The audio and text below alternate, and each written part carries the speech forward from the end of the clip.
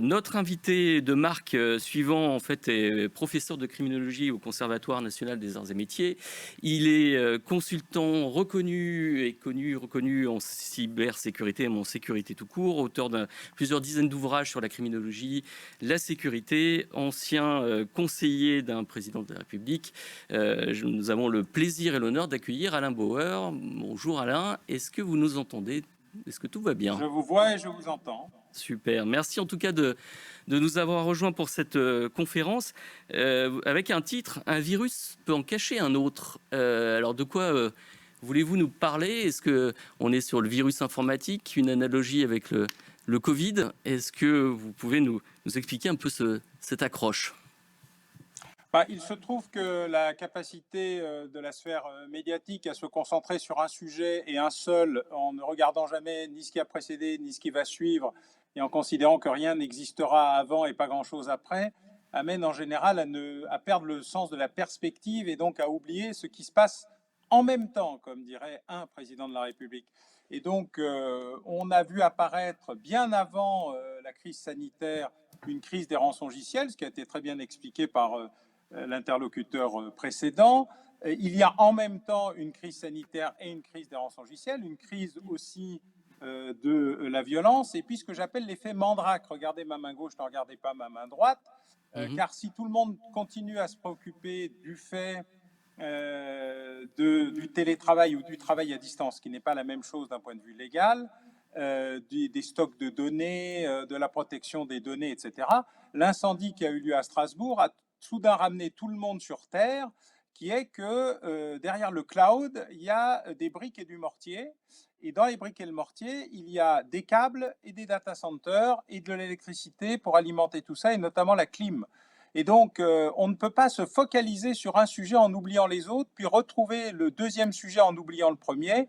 La problématique des virus, entre guillemets, c'est que ça concerne le corps dans son entier, le corps social, le corps entrepreneurial, comme le corps humain. C'est vrai qu'on est souvent, c'est le focus médiatique en fait qui porte notre regard. On suit un petit peu l'actualité à travers les médias. Alors les médias TV, mais aussi les médias, les réseaux sociaux. Alors on l'a vu avec Eddy là, en fait, les menaces sont pourtant bien réelles. Alors, en devant de la scène, on a tout ce qui est rançongiciel en l'occurrence, mais il n'y a pas que ça.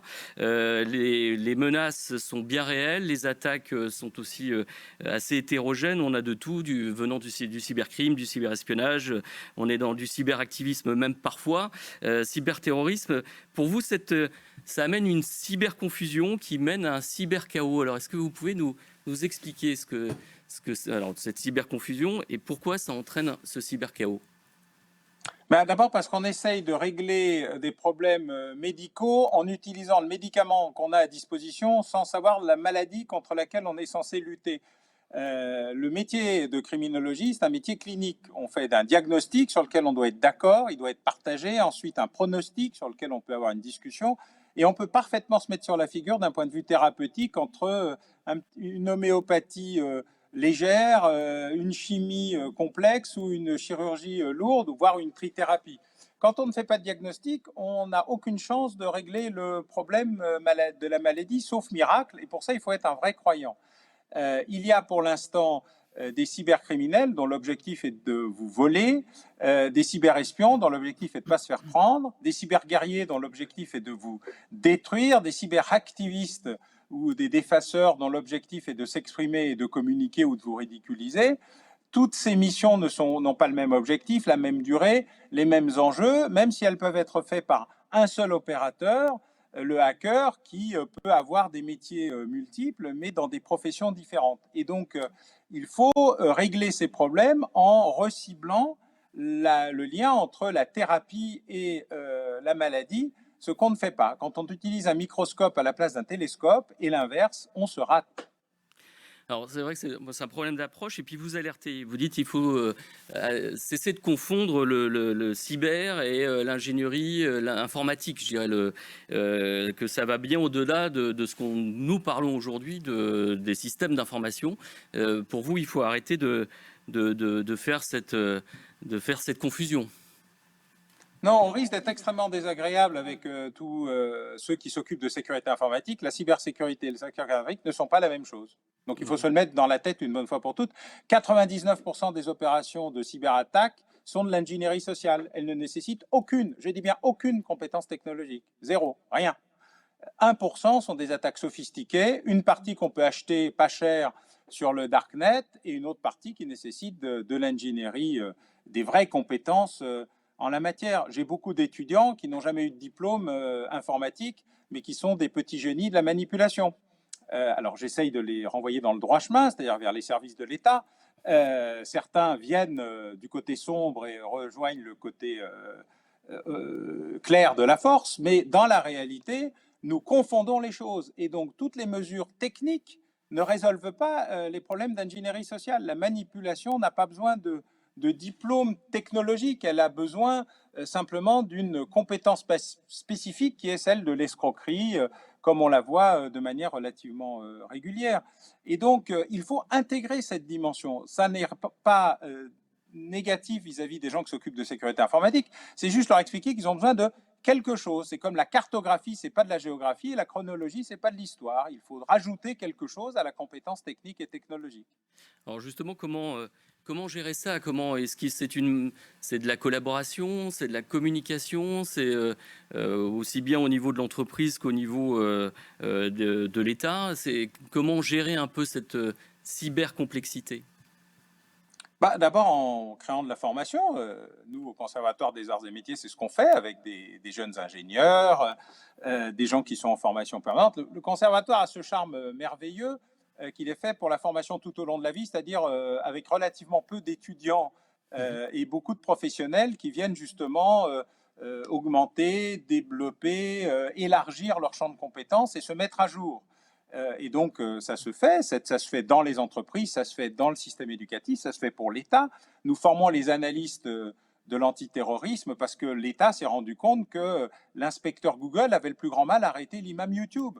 Et que s'il fallait certes s'en occuper, ça ne suffisait pas, notamment pour prévenir des attentats et analyser des données, puisqu'il y a 3 métiers dans le renseignement qui sont la collecte, on n'a jamais été aussi bon, on est noyé par la donnée, l'analyse, on n'avait jamais été aussi mauvais, et l'action, on était entre deux.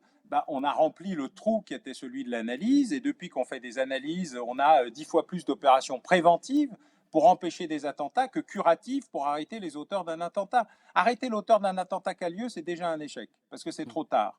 Et donc tout ce processus-là, il s'apprend, il se diffuse, il se comprend, à la fois dans les entreprises, dans les institutions. De ce point de vue-là, il n'y a pas de différence, puisque c'est une culture, une capacité à élargir son champ de compétences, et pas du tout la négation du champ de compétences précédent. Alors nous avons comme audience des entreprises, hein, c'est des entreprises et des décideurs du numérique, mais pas que en entreprise.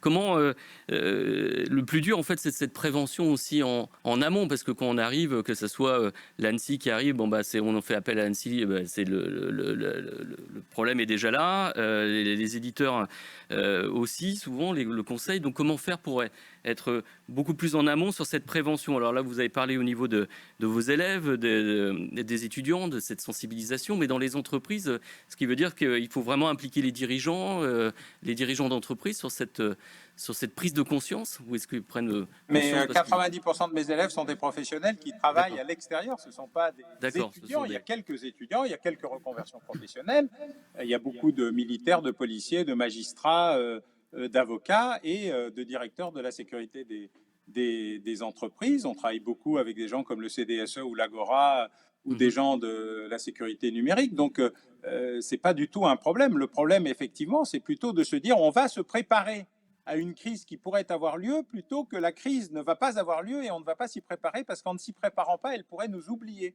En fait, et ça, cette culture de la pensée magique est ce qui fait le plus de mal aux entreprises. Car, comme le disait MacArthur, il y a un seul moyen de perdre une guerre, 2 points, trop tard.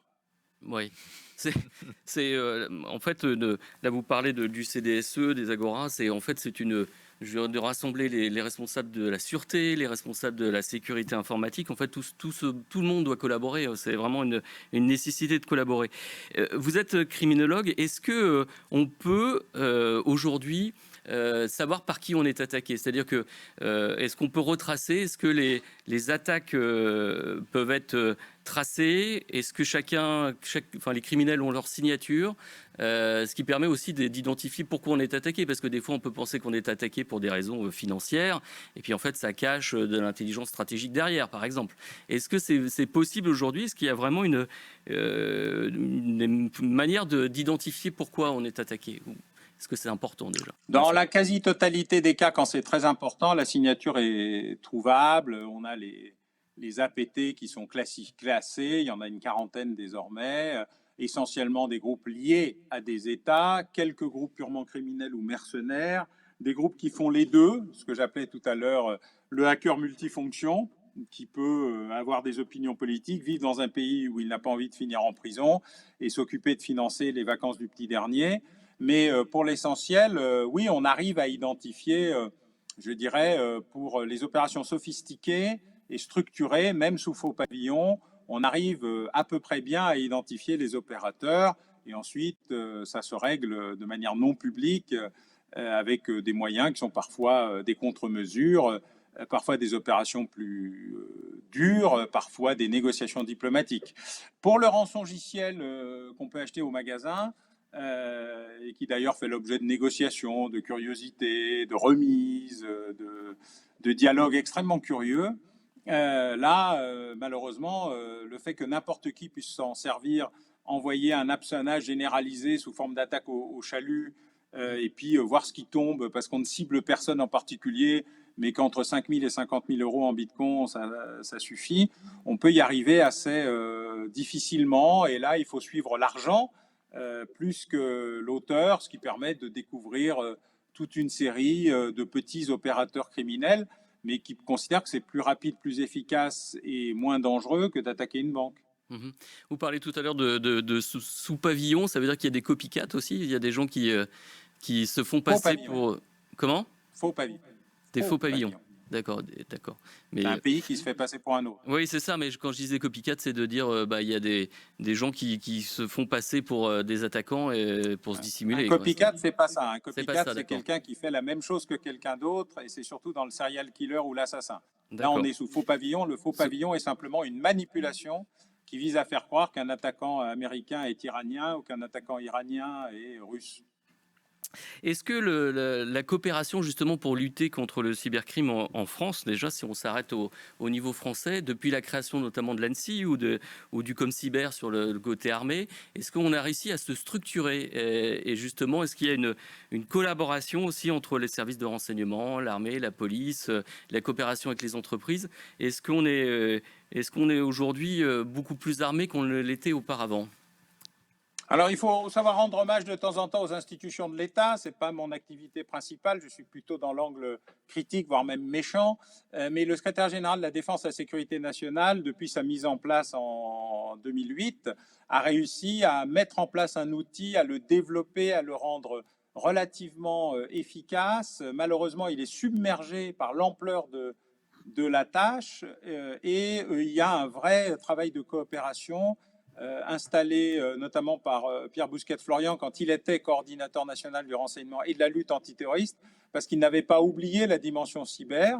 Je dis ça parce qu'en général, les faits dont j'ai parlé au début de mon intervention fait qu'on s'occupe que du terrorisme et pas du reste. Lui, il s'est un peu occupé de la partie hybride, la relation qui pouvait exister entre l'activité criminelle et l'activité terroriste, les zones dites grises ou pas totalement claires. Et donc, il y a eu un très gros effort. Le problème, c'est que la vague est beaucoup plus haute que ce qui était imaginé, beaucoup plus rapide que ce qui était imaginé, et que les digues de l'État tiennent plus ou moins.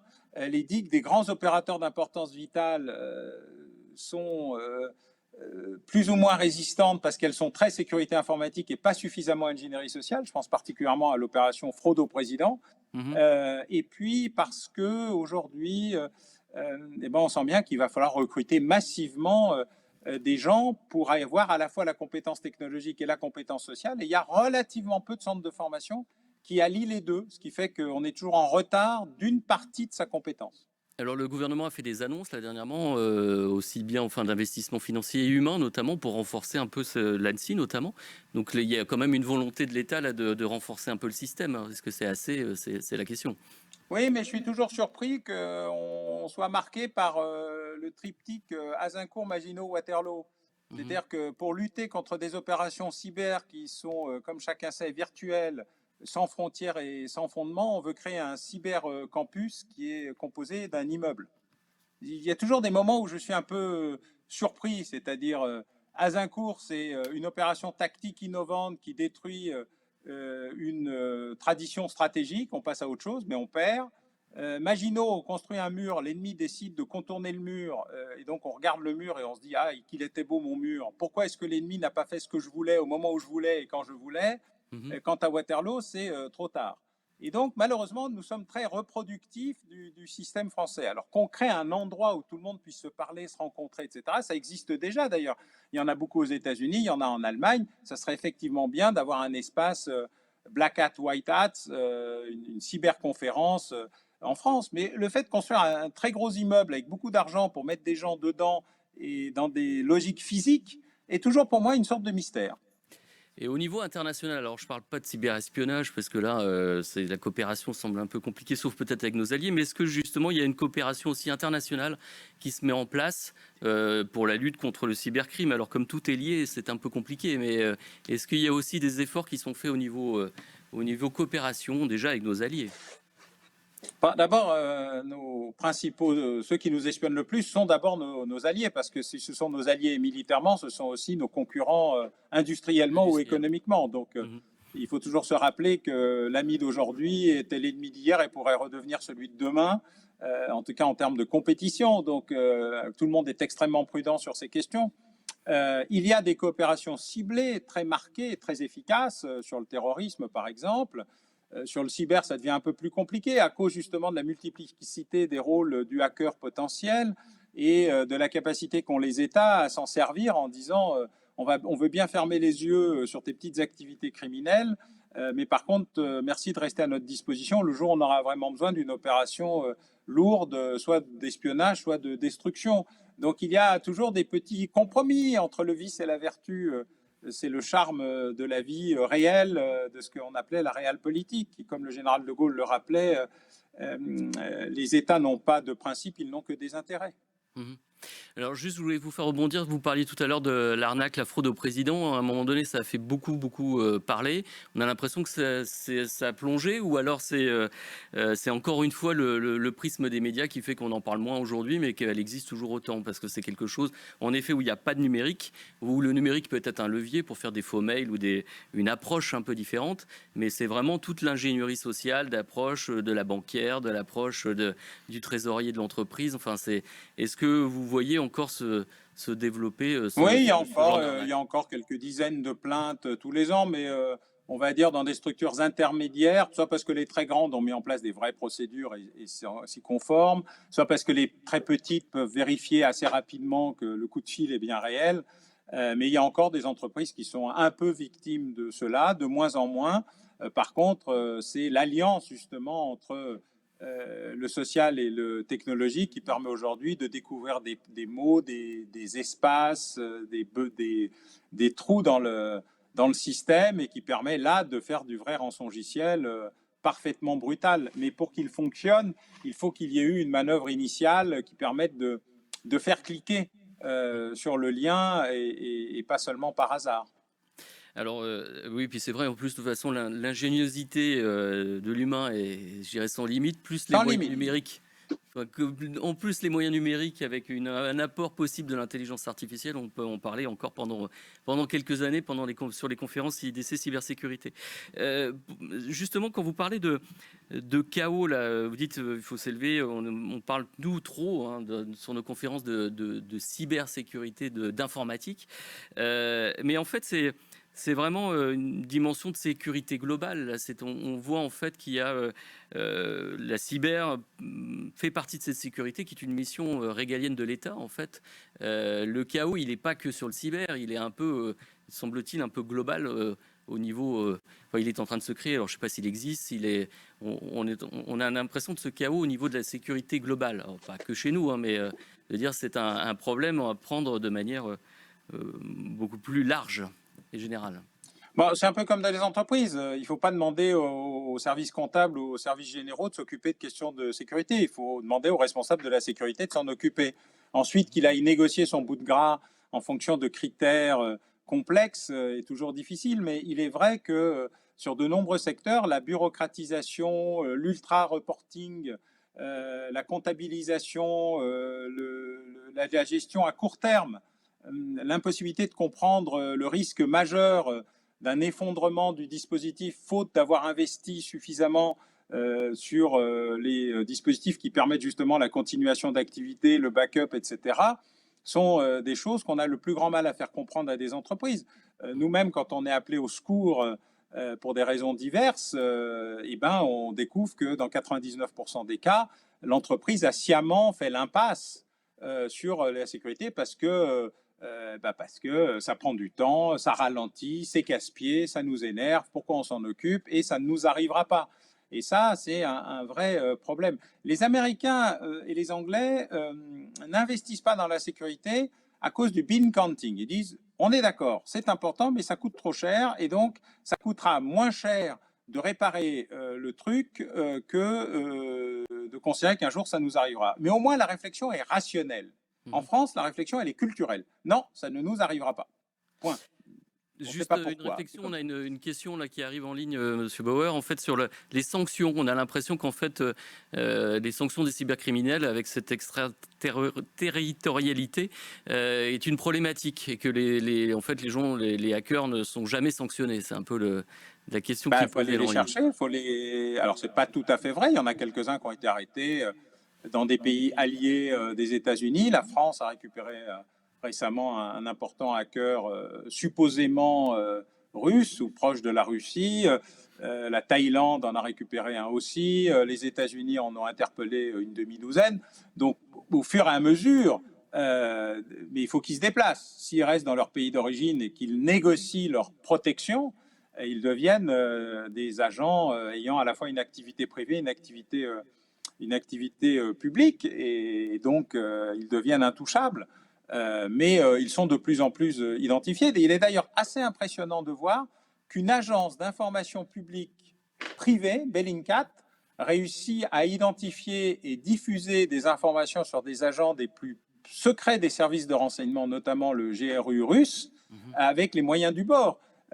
Donc il n'y a pas que du mauvais dans la digitalisation de l'univers, mais pour cela, il faut qu'il y ait la capacité de mouvement hors des frontières naturelles de protection de ceux qui se lancent là-dedans. Et là, probablement, font-ils trop confiance à leur propre dispositif de protection quand ils sortent de chez eux. Mais quand ils restent chez eux, eh ben, on ne sait pas où ils habitent, on ne sait pas qui c'est, on n'exécute pas les commissions rogatoires internationales.